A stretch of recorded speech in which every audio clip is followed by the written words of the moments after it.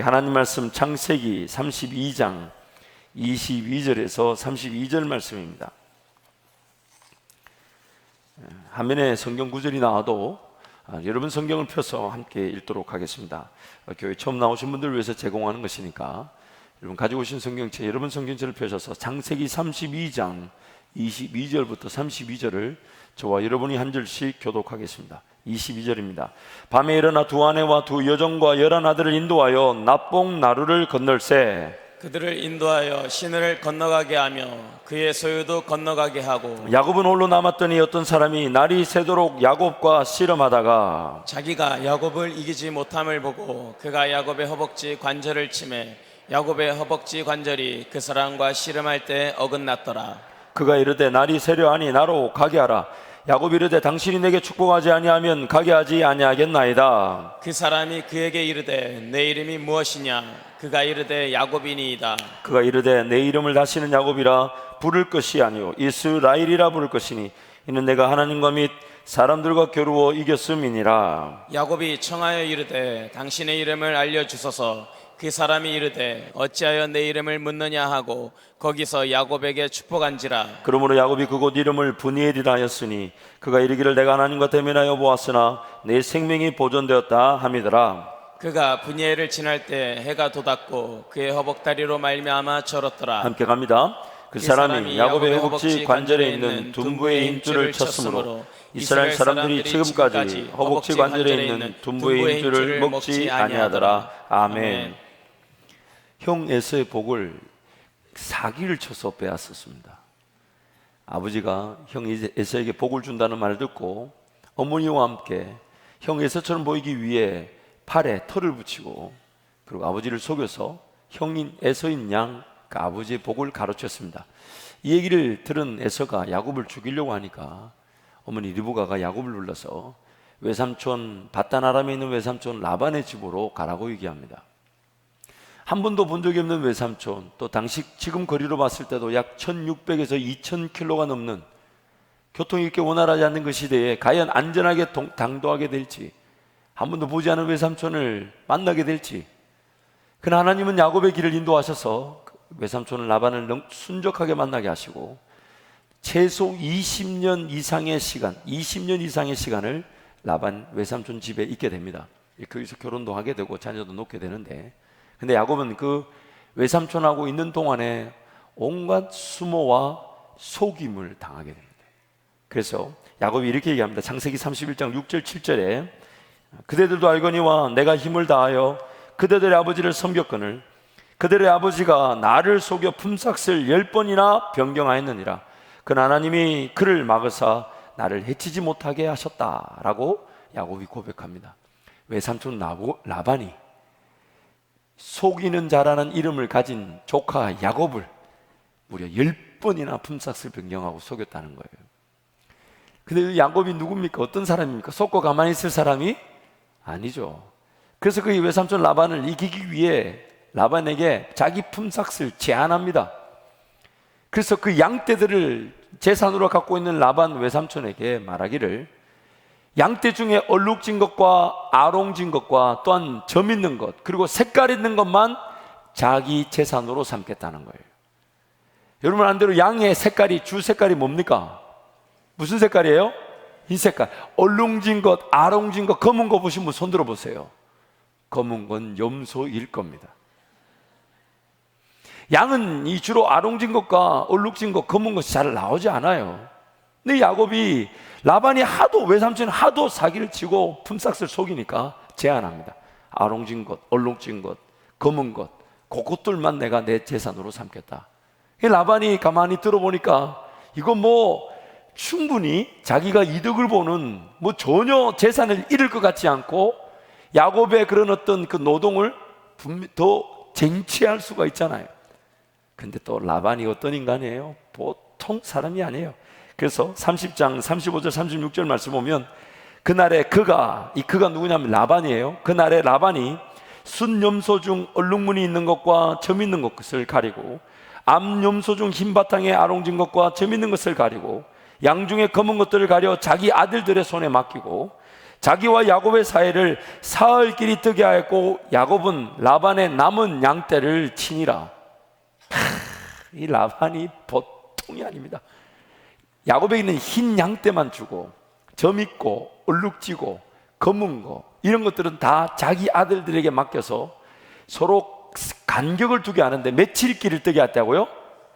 왜냐하면 괜히 얼룩진 거 알롱진 것들이 흰 양하고 눈 맞아버리면 어떻게 됩니까? 야곱의 재산이 생기니까 이 라반이 3일 길을 띄워놓는 거예요. 야, 여러분, 세상 조심해야 합니다. 나보다 더하는 것들 많아요. 따지고 보면 그때 가보면 야곱은 라반 비하면 이렇게 순수할 수가 없는 거예요. 여러분 그런 적 많죠? 눈 뜨고 코 베인 적. 어쨌든 라반이 그렇게 재산을 딱 구분하니까 딱 봐도 이제는 아롱진 것, 얼룩진 것, 점 있는 거는 이제 야곱의 양떼 중에 한 마리도 없어요. 야곱이 말한 것처럼 이제 그 야곱의 재산 증식은 사실 불가능하게 보이는데 야곱이 또 자기 꾀를 냅니다. 자기 방법을 내는데 30장 37, 43절 보면 이런 방법을 제시합니다. 제가 읽어볼게요. 야곱이 버드나무와 살구나무와 신풍나무의 푸른 가지를 가져다가 그것들의 껍질을 벗겨 흰 무늬를 내고 그 껍질 벗긴 가지를 양떼가 와서 먹는 개천의 물구 위에 세워 양떼를 향하게 하며 그때가 물을 먹으러 올 때에 새끼를 베니 가지 앞에서 새끼를 뱀으로 얼룩얼룩한 것과 점이 있고 아롱진 것을 낳은지라. 야곱이 새끼 양을 구분하고 그 얼룩무늬와 검은빛 있는 것을 라반의 양과 서로 마주보게 하며 자기 양을 따로 두어 라반의 양과 섞이지 않게 하며 튼튼한 양이 새끼 뵐 때에는 야곱이 개천에다가 양떼의 눈앞에 그 가지를 두어 양이 가지 곁에서 새끼를 베게 하고 약한 양이면 그 가지를 두지 아니하니 그렇게 함으로 약한 것은 라반의 것이 되고 튼튼한 것은 야곱의 것이 된지라. 이에 그 사람 야곱이 매우 번창하여 양떼와 노위와 낙타와 나귀가 많았더라. 얼룩진 거 아롱진 거 한 마리도 없어 놓으니까 자기 재산을 위해서는 방법을 쓰기를 양들이 물가에 물을 먹으러 올 때 물가 앞에다가 뭘 둔다고요? 얼룩얼룩한 나무들을 벗겨가지고 탁 눈앞에 두는 거예요. 그래서 양들이 물 먹으러 올 때 그 얼룩얼룩한 걸 이렇게 보고 얼룩얼룩한 양을 벤다는 거예요. 여러분 만약에 이게 통한다면 우리 자녀들 임신했을 때 못생긴 사람 쳐다보게 하면 안 됩니다.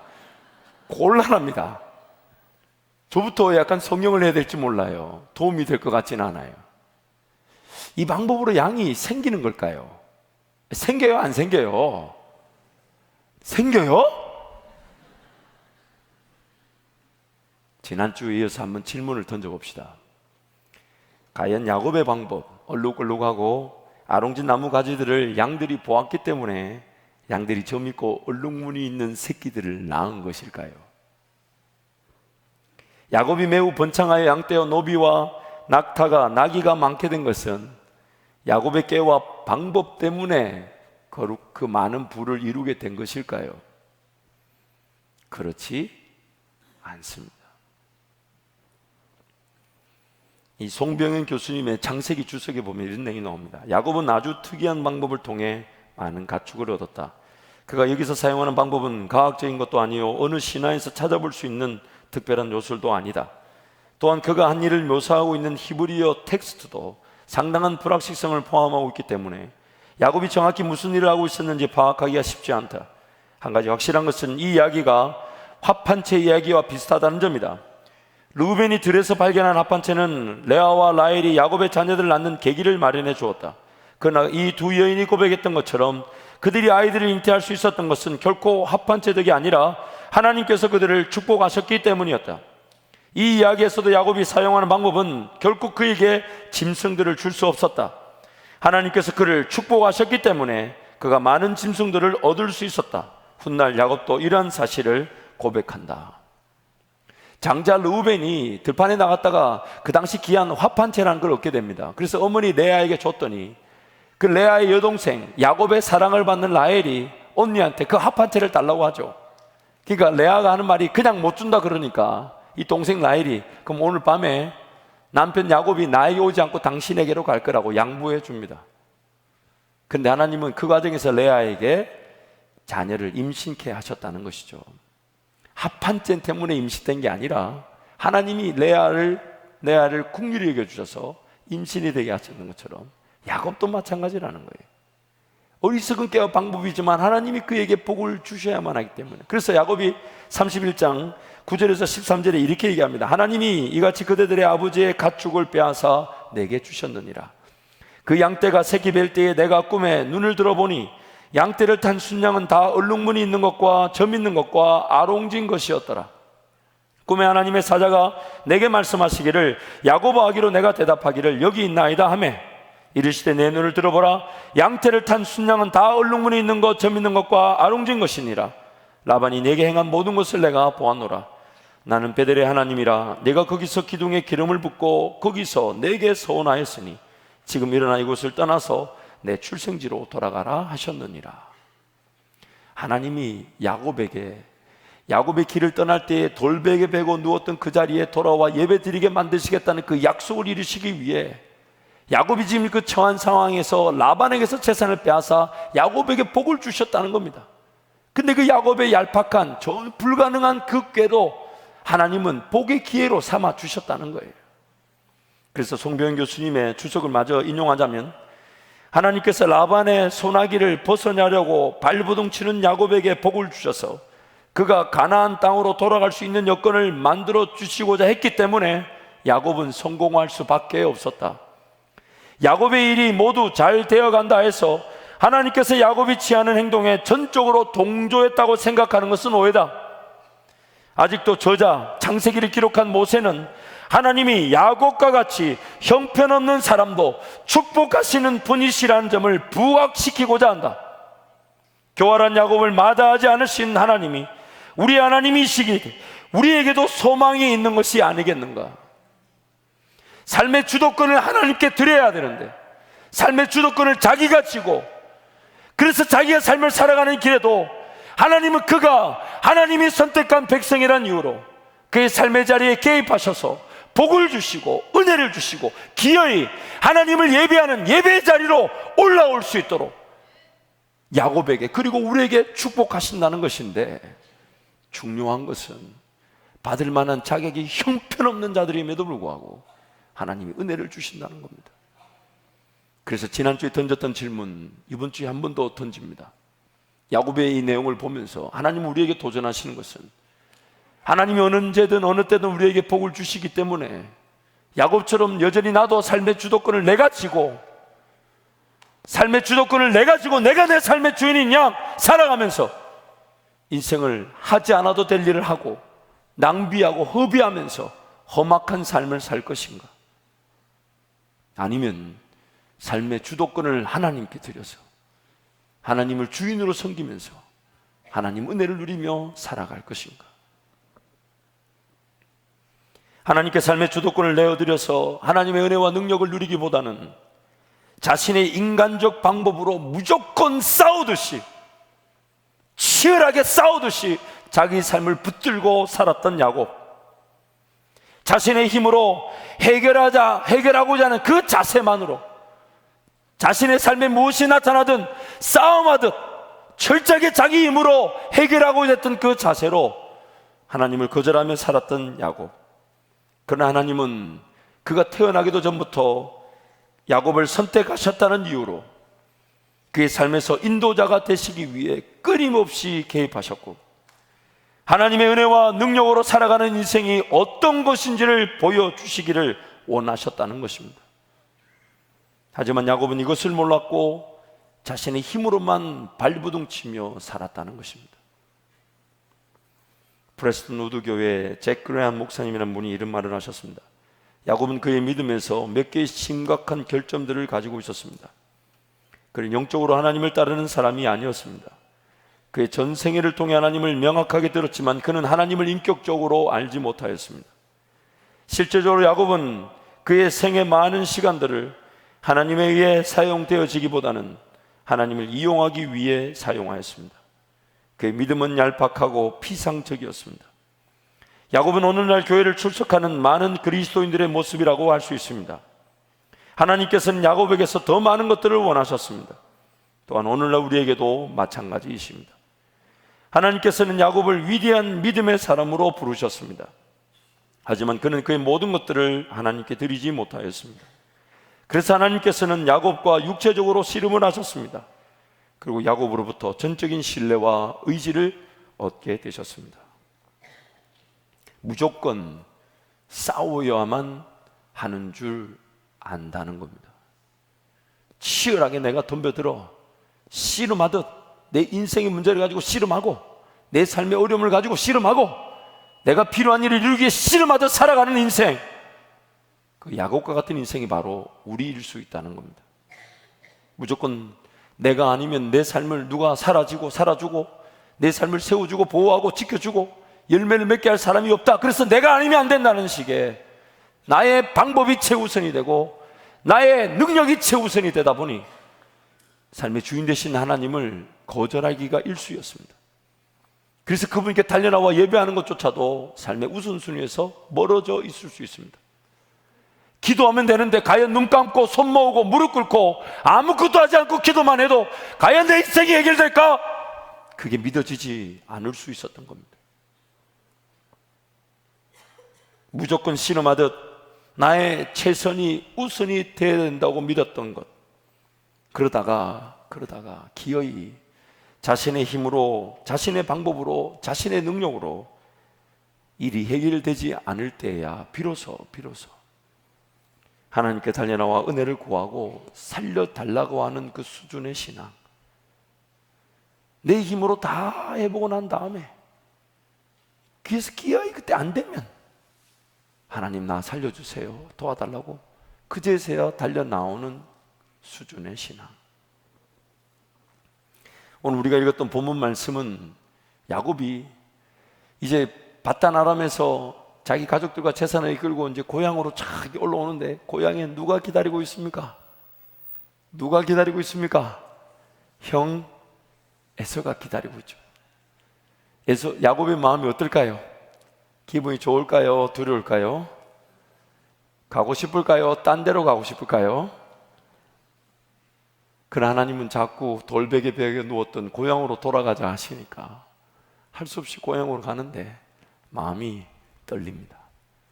형한테 맞아 죽을 걸 생각하니 아마 야곱이 저 같은 형이 없었던 모양이에요. 대천지 한바다 같은 마음을 가지고 뭐든지 이렇게 용납해주는 형이 없었던 모양이에요. 그 야곱이 이렇게 쭉 올라오는데 형 예수를 만날 거니 떨리죠. 그래서 오늘 읽었던 본문 이전에 보면 야곱이 온갖 깨를 다 부립니다. 다 해보고 안 돼가지고 지금 야복강에 혼자 남은 거예요. 그 깨가 뭐냐면 첫 번째 깨가 이런 겁니다. 여러분 32장 앞부분도 읽어보면 나와요. 종을 형 에서에게 보냅니다. 그리고 종에게 시킵니다. 형에게 이렇게 전해라. 동생 야곱이 바단 아란 외삼촌 라반의 집에서 거대한 부를 이루고 지금 식구들과 함께 형에게로 오고 있습니다. 요약하자면 동생이 돈이 많습니다. 그래서 그 종에게 시켜서 보냈더니 돌아온 대답은 형 에서가 400명을 데리고 오더이다. 지금 자기네들 가족이 해봐야 70명밖에 안 되는데 형 에서가 400명 데리고 온다는 소식을 듣습니다. 그러니 동생 야곱이 마음이 어떨 것 같아요? 400명이나 데리고 온데 자기 혼자 나와서 시원찮을 판에. 그러니까 마음이 안 놓이니까 이번에는 가족과 재산을 두 때로 나눕니다. 그래서 성경이 말하기를 한때가 형이 한때를 치면 나머지 한때는 도망간다 하지만 가봐야 그 어디겠어요. 가봐야 어디겠어요. 그 두 때로 나눈다 하지만 그게 마음, 그래가지고 잠깐 기도하는 장면이 나오지만 기도 끝나자마자 또 자기 깨를 발동해가지고 이번에는 선물대를 준비합니다. 성경 보니까 최소 4대를 준비했다 그래요. 그래서 선물대를 하나씩 보내는 거예요. 선물을 잔뜩 실어가지고 형한테 보냈어요. 형 에서가 이게 뭐냐? 동생 야곱이 보냈습니다. 근데 좀 있는데 또 사이를 두고 선물대가 또 도착한단 말이죠. 형이 또 묻겠죠. 뭐냐? 야곱이 보냈습니다. 또 있는데 또 세 번째 선물대가 또 오고 네 번째 선물대가 또 와요. 여러분이 에서 같으면 어떤 느낌이 들겠습니까? 20년이 지나도 그 인간은 그 인간이다. 그러지 않겠어요? 그 선물대를 보냈는데도 마음이 놓이지가 않아요. 형 만날 시간이 가까우면 가까울수록 마음이 놓이지가 않아요. 그러니까 이제는 도저히 어떻게 할지를 몰라. 오늘 본문 말씀 보니까 밤에 자다가 일어나가지고 온 가족들 재산을 형이 오고 있는 그 강 건너편으로 건너게 하고 자기는 그 강 안 건너고 건너편에 있습니다. 무슨 뜻일까요? 무슨 뜻입니까? 제 생각에는 지금 강을 건너가 만나야 될 사람은 누굽니까? 자기인데 가족들만 쫙. 그러니까 이런 거죠. 형이 나를 죽이러 오다가도 제수씨들과 조카들을 보면, 많은 재산을 보면 좀 마음은 누구를 들지 않겠나? 일명 총알 바지들로 내보낸 거예요. 총알 바지로 내보낸 거예요. 그리고 자기는 강 건너지 않고 건너편에 앉아 가만 이렇게 있어요. 지금 하나님이 그런 야곱을 어떻게든 도와주시려고 천사를 보냈는데, 이 천사를 만나고 난 다음에 야곱은요, 그래 하나님 또 의지하고 이래 안 합니다. 이 인간 보통 아니에요. 제가 성경을 보면서 굉장히 위로받고 격려받는 인간 중에 하나가 인간이에요. 이 정도는, 그렇게 하나님 만났으면 하나님 우주에서 담대해야 되는데, 하나님 만나고 또 보면요 또 깨를 내가지고, 그래서 어떻게 하냐면 여종들이 낳은 자식들은 제일 앞에다가, 그리고 자기가 원하지 않았지만 부인으로 맞이했던 레아와 그 자식들은 두 번째, 자기가 사랑했던 라헬과 요셉은 제일 뒤에다가. 그래 나중에 요셉이 형들의 시기를 받아야 되겠어요? 안 받아야 되겠어요? 죽일 짓을 하는 거예요. 죽일 짓을. 그 하나님 만나고도 그런 깨를 끊임없이 부리는 게 야곱이에요. 차라리 그 깨 부리는 시간에 기도하면 어떨까요? 차라리 그렇게 인생을 허비하는 시간에 하나님 의지하면 어떨까요? 여러분, 우리 인생이 그런 것 같지 않아요? 지나고 보면 그런 일이 안 일어나는데, 막상 그 일이 일어나도 다들 이번에 이거 일어나면 저는 끝납니다. 안 끝나더라고요. 안 끝나서 여기 다 앉아있잖아요 지금. 목사님 이번에 이거 안 되면 우리는 끝나요? 내 속으로 안 끝나던데 뭐 잘만 살아있던데. 근데 지나고 보면 굳이 그렇게 시간을 낭비하고 물질을 안 써도 되고 그 사람한테 도움 안 구해도 되고 그렇게 시도 안 해도 되는데, 그렇게 인생을 시도하고 도전하고 뭘 헤매면, 그래서 인생이 허비되고 낭비되어. 하나님 의지하면 아무 일도 안 일어나는데 그렇게 무식한 깨를 쓰고 속임수를 쓰며 사는 인생, 그 야곱 같은 인생이 바로 나일 수 있다는 겁니다. 하나님께 그냥 무릎을 꿇고 입을 벌려서 하나님 나 살려주세요, 하나님 나 살려주세요, 이거 한마디면 되는데, 이걸 할 줄 몰라가 어떻게든 씨름하든 열심히 오면 무조건 내가 붙들고 이래 해보고 저리 해보고 뒤집기를 해보고. 그런데 그런 야곱에게 하나님이 찾아가니까, 야곱이 그 하나님의 천사인데 천사도 못 알아보고 보였던 자세가 뭡니까? 또 씨름하는 거예요. 또 씨름하는 거예요. 외삼촌 라반 같은 인간인가 싶어가지고, 죽을까 싶어, 날 죽이러 오는가 싶어가지고 그냥 붙들고 누군지 물어보지도 않고 이유를 막론하고. 왜? 야곱의 삶이 그렇게 살아왔다는 겁니다. 천사가 오니까 하나님 앞에 그냥 은혜를 구할 줄 모르고 어떻게든 자기가 씨름하며 살아야 한다는 그 야곱의 자세가 천사를 보낸 그 자리에서 여실히 드러난 거예요. 그래서 삿바 붙들고 막 제끼니까, 천사가 지금 복을 주러 왔는데, 하나님이 함께 하신다는 걸 알려주러 왔는데 이걸 씨름하니. 그래 성경이 이렇게 말합니다. 자기가 야곱을 이기지 못함을 보고 얼마나 열심히 싸웠겠어요. 그동안 최선을 다하고 살았던 그 삶의 자세대로 붙들고 막 이리 해보고 저리 해보고 뒤로 잡히고 뭐 뒤집기 엎어치기 뭐 별것 다 했겠죠. 천사가 이거 아닌데 복을 줘야 되는데 그 힘을 바짝 쥐고 어떻게든 자기 삶을 자기 힘으로 살아가려는 야곱에게 할 수 없이 엉덩이 뼈를 턱 쳐가지고 허벅지 그 뼈가 어긋나게 만든 겁니다. 왜요? 지금 싸워야 될 때가 아니고 힘을 빼야 될 텐데, 자기 힘을 가지고 막 어떻게든 이겨보려고 하고 싸워보려고 하고 일을 해결하려고 하니까, 하나님 보실 때는 힘을 딱 빼고 하나님 바라보면 되는데 그걸 씨름하고 있으면 어떻게 되겠어요? 여러분, 저는 이 본문을 읽으면서 어떤 때 이런 묵상을 해봤어요. 우리 하나님 진짜 힘드셨겠다. 뭐가 힘드시냐면, 지금 야곱, 우리 하나님은 이 손가락 하나 까딱만 해도 세상을 바꿔놓고 수많은 자들을 살렸다 죽었다 하실 수 있는데, 그 야곱의 그 허벅지 뼈만 살짝 어긋나게 만드시기 위해 얼마나 그 힘 조절을 하셨겠어요. 이렇게 다. 얼마나 힘 조절을 하셨겠어요. 야, 제가 본문 묵상하는데 이 하나님의 힘 조절, 뼈만 살짝 어긋나게 하는 거.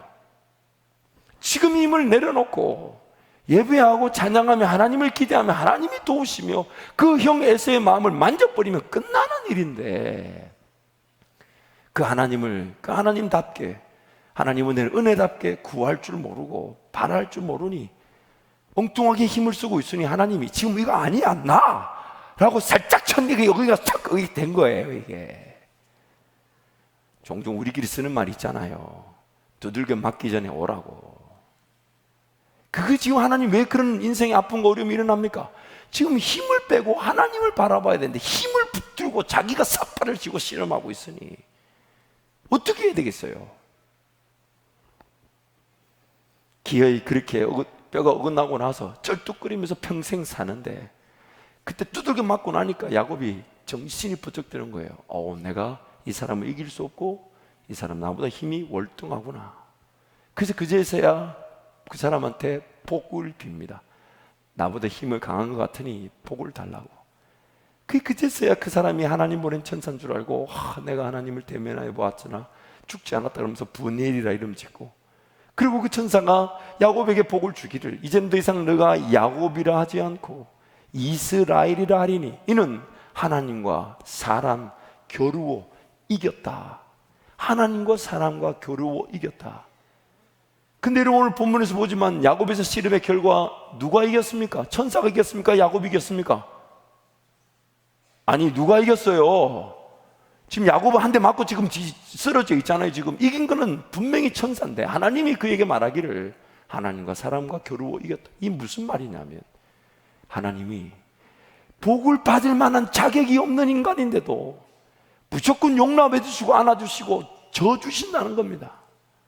항상 져주시는 거예요. 항상 무조건 져주시는 거예요. 그렇게 하나님을 찾지 않고 자기 힘으로 살아가는 야곱임에도, 자기 방법, 자기 방식으로 하나님을 구하지 않는 야곱임에도 하나님이 끝까지 은혜 베푸시기 위해 그 모든 걸 용납해 주시고 져주신다는 거예요. 항상 져주신다는 겁니다. 그래서 오늘 우리에게도 하나님 물으십니다.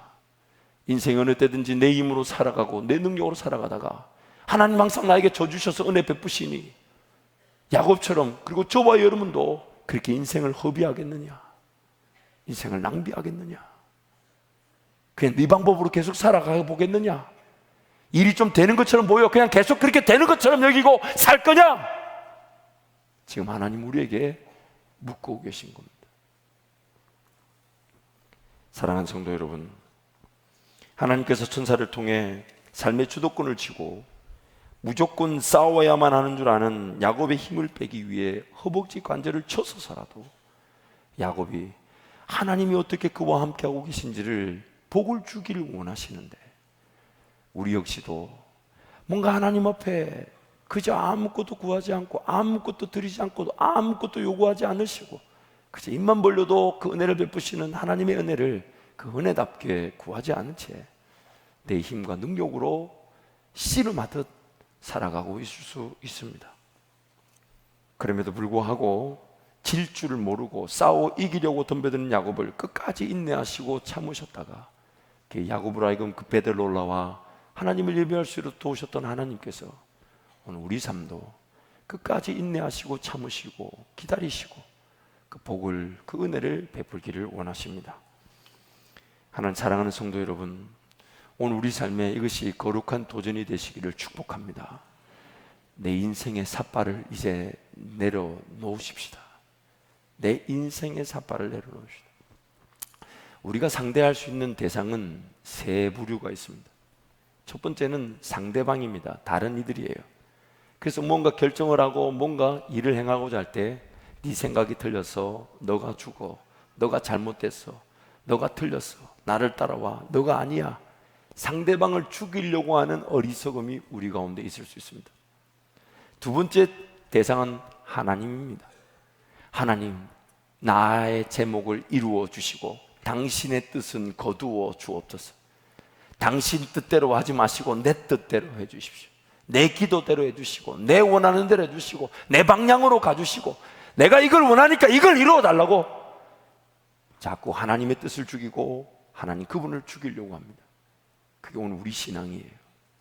근데 성경은 첫 번째, 두 번째도 아닌 이 세 번째 대상이 죽길 바라는데 그게 바로 나입니다. 나. 옆에 장로님을 십자가에 매달아 놓으신 게 아니에요. 옆에 군사님을 예수와 함께 십자가에 못 박으지 않으셨어요.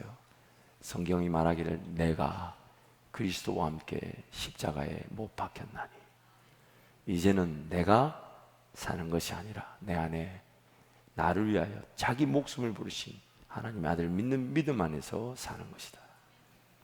나를 죽기를 원하신 내가. 레리 오스본이라는 목사님이 이런 책을 쓰셨어요. 당신의 열심이 위험한 이유. 이 책을 우리 성도님 한 분이 담임 목사인 저한테 선물을 했습니다. 당신의 열심이 위험한 이유. 그 제목을 보고 제가 조금 뜨끔했어요.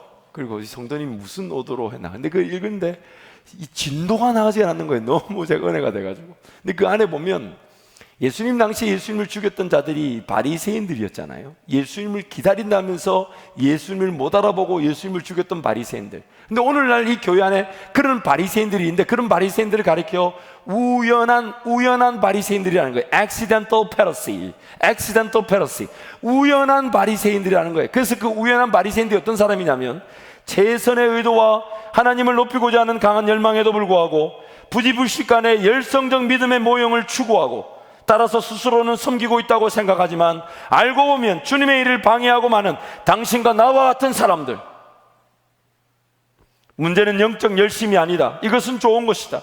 우리는 열심으로 주를 섬기라는 부름을 받았다. 문제는 어긋난 영적 열심, 전체적 성경과 맞닿아 있지 못한 주를 향한 잘못된 열심. 하나님의 불이 임하면 나라는 인생을 태우지 않고도 성령의 역사가 나타나는데 우리는 자꾸만 나를 불태워서 내 방법과 내 지식과 내 경험으로 내 인생을 붙들고 씨름하듯 살아간다는 겁니다. 그러므로 이제부터 우리가 그 주도권을 내려놓고 하나님만 의지하시기를 축복합니다. 하나님만 의지하시 축복합니다. 어차피 인생길 걸어가봐야 내 힘대로 안 됩니다. 내 능력으로 안 됩니다. 지금 조금 되는 것처럼 보여도 언제 무너지고 없어질지 모릅니다. 그 어떤 것도 지킬 수 없고 그 어떤 것도 예측이 불가능하고 그 어떤 것도 가늠할 수 없는 인생인데 그저 내 최선 내 방법으로 열심만 한다고 해서 사는 것이 인생이 아닙니다. 오히려 나의 열심과 나의 최선은 하나님을 예배하는 것이 되고 하나님을 기뻐할 때 하나님이 내 삶에 은혜를 베푸시고 복을 더하여 주셔서 하나님의 영광을 보게 하시는 것입니다. 창세기 32장 보면 야곱의 그런 꾀들이 쭉 나오기 전에요, 야곱이 에서를 만나기 전에 두려워하는 야곱에게 32장 1절 2절 우리 함께 선포하겠습니다. 함께 갑니다. 야곱이 길을 가는데 하나님의 사자들이 그를 만난지라.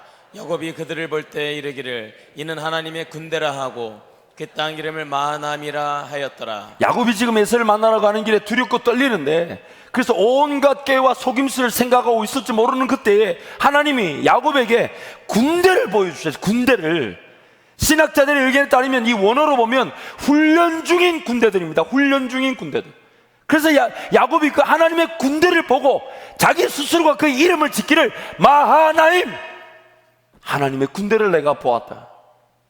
그런데도 불구하고 자기 깨 자기 방법에 속아서 하나님의 군대를 보고 하나님이 나와 함께 하심을 보고도 자기 인간적 힘으로 살아간다는 겁니다.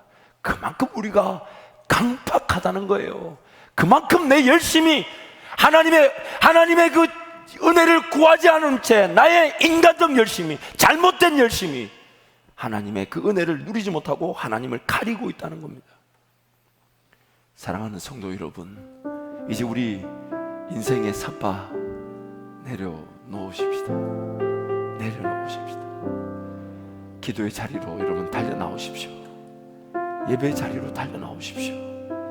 하나님 아무것도 요구하지 않으시고 항상 저 주시잖아요. 내가 뭘 잘했다 못했다 따져 묻지 않으시고 그 은혜 베푸신다는 것에 항상 저 주시고, 항상 어떤 이유든 어떤 것을 막론하든 그 자리에서 헤쳐나갈 길이 없음을 보여주시고, 지금 내가 오히려 문제 어려움이 있다면 해결해 주실 뿐만 아니라 딱히 문제 어려움이 없다 해도 내 인생이 더 잘 될 수 있는 길로, 더 하나님이 영광을 받을 길로, 더 하나님이 일하실 수 있는 길로, 더 하나님이 더욱 하나님이 되실 수 있는 그 길로 내 인생을 인도해 가기를 원하십니다. 그래서 그분께 우리 삶의 주도권을 이렇게 내어드리시자고요. 내어드리고 맡겨드려서 하나님이 내 삶을 위해 싸워주시고, 내가 씨름하고 내가 싸우는 게 아니야, 하나님이 나를 위해 싸워주시는, 그래서 전쟁이 나에게 달려있지 않고 하나님께 달려있음을 저와 여러분이 누리시기를 축복합니다. 그런 은혜가 우리 가운데 임하게 될 줄 믿습니다.